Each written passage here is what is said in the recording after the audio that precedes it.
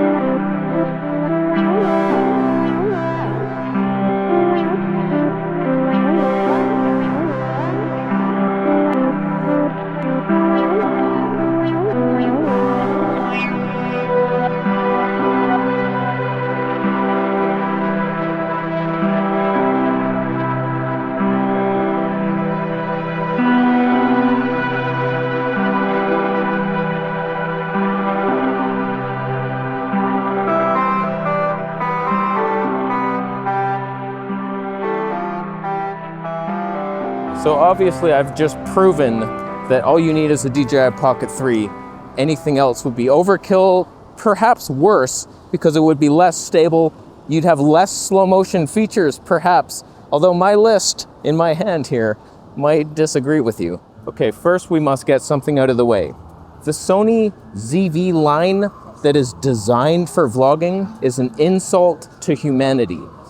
They used to have 240 frames per second in the ZV-1 and they had 960 frames, and then they just removed all of it.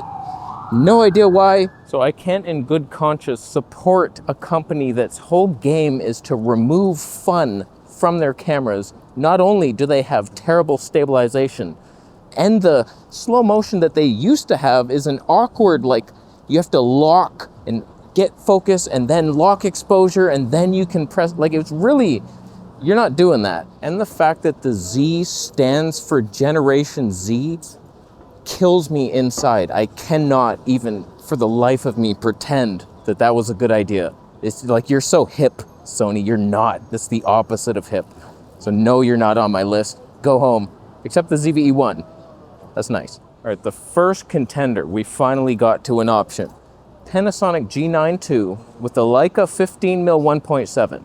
Now, hear me out on this one. I have the Canon R5 II with the 28mm 2.8. I'm a little disappointed in that lens, if I'm being honest with you.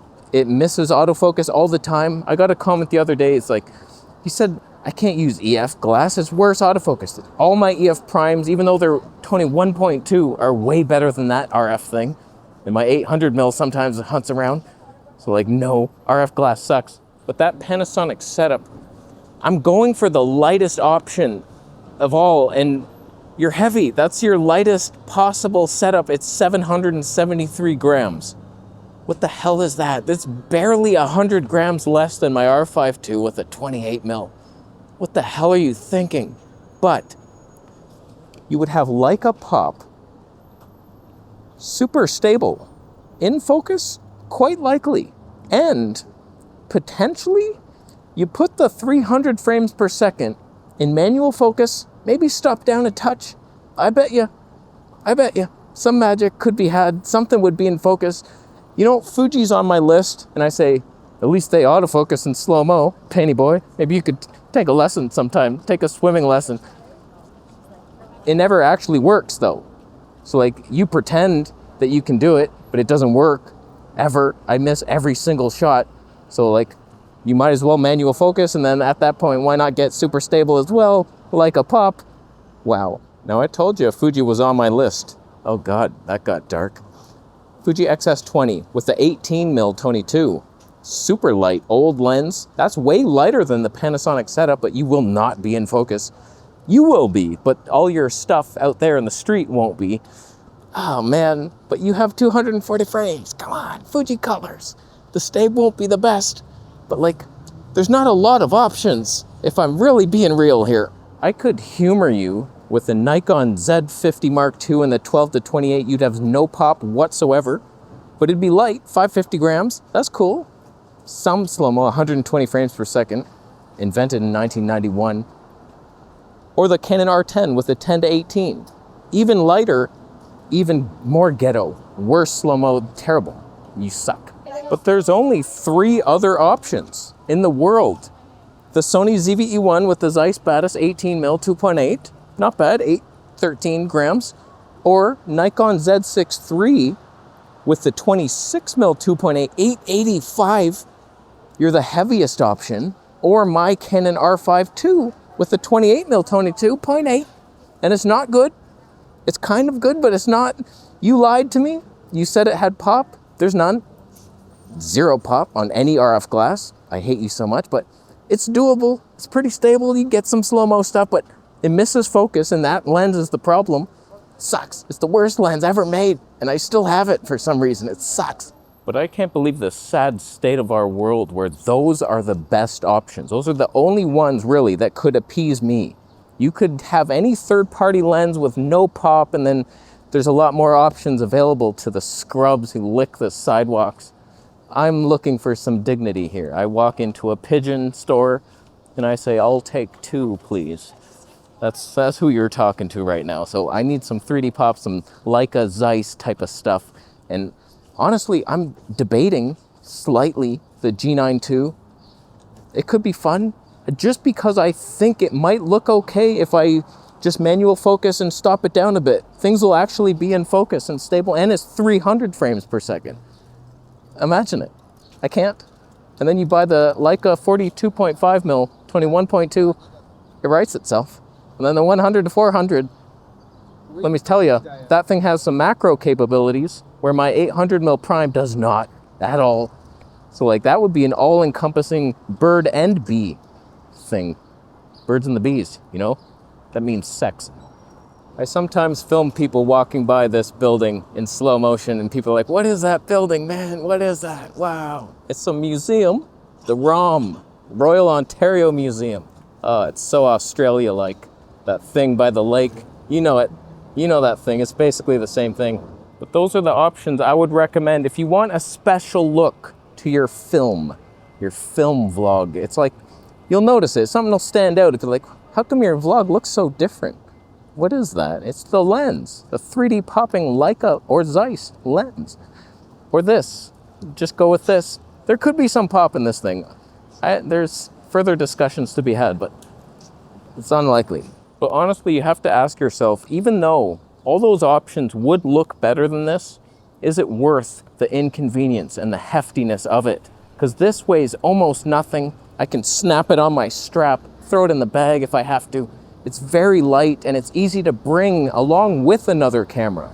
Like you don't even notice it. You're not bringing a G9 II plus the Leica and a wildlife setup, like no. And then a tripod is needed. Yeah, a lot goes into that thing and it's not right. So really, you just bring this. That's the answer, but that's another universe, a parallel universe. This doesn't exist. I'm not talking to it. See? I'm not even here. What are you talking about? Let me know any options I missed. I didn't miss any. You're insane. But you forgot the camera on Zoom. Are you joking with yourself? Have some dignity. Stop drooling. Bring a napkin sometime. You're not even in the same league or conversation.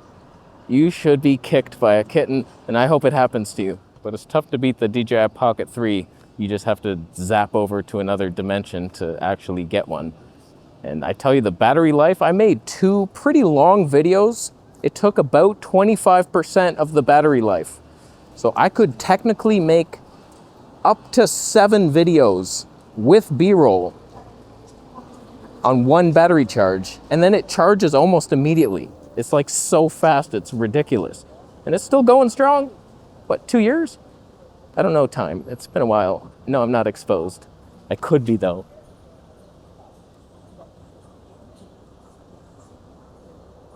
Bitcoin is fun, isn't it? Subscribe, man.